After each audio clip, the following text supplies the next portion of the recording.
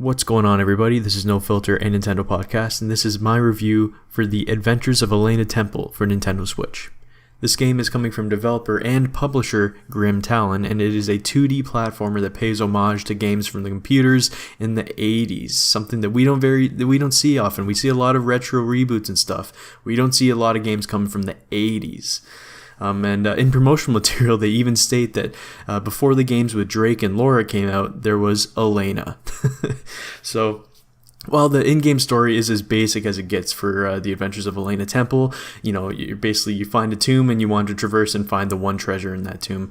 One could say the actual story, though, is in the menu of this game, where beneath each screen you can choose from a different art style. It talks of a developer releasing the game on all of these defunct platforms, making poor choice after poor choice, and how each one of these platforms was a failure, and that is what inspired the visuals for this game.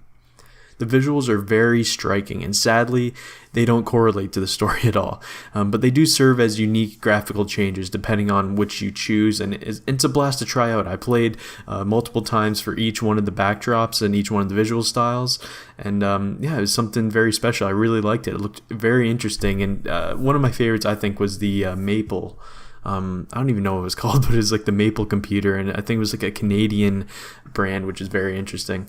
But yeah, as I was saying, the game screen brings up the monitor of the game on your screen with a blurred out backdrop in some gorgeous home in what I assume is like California or Florida or something like that. It's very cool technique, and again, it's very striking, and it's just something about that makes it really pop, and like how high definition the actual monitors are, because you see each of these distinct monitors for each of these different 80s computers that you're playing on. It's very interesting to see. So enough gushing about the visual style. I think it looks great. I love it. It's something that we haven't really seen before. The actual in-game is very basic, though, in almost all aspects. I guess reminiscent to games in the 80s or something like that. But however, the level design is really well done, albeit, again, basic. The visuals are only two-tone. They don't change depending on the platform monitor you choose to play on. And the music, again, is basic. However, the sound doesn't change to match the visual changes at all. That's a missed opportunity in my book. The game can be beaten in about 2 to 3 hours, so for $5, that's pretty good. However, your decision to buy should be entirely based on your appreciation for nostalgia, and if you are just looking for straightforward semi-Metroidvania exploration-based platformer, which this does. And again, it got me hooked, and I played it through in one afternoon, and it was definitely a lot of fun to play. And again, when you think about a game that's 2 to 3 hours for $5, I just think of all these other games that are full $60 releases, $80 in Canada, and you can beat them in like 4 to 5 hours. So for 2 to 3 hours for something that's very unique in its visual style, and for $5, you guys might want to give it a go.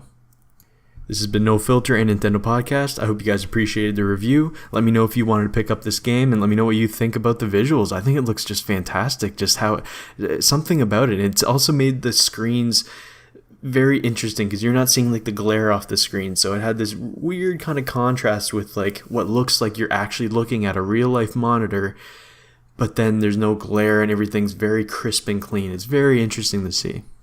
I want to thank GrimTalin for the review code. I think this is a really beautiful piece of art, really. It's something I've never seen before, and I can definitely appreciate that. So again, thank you, GrimTalin, and I will see you all next time.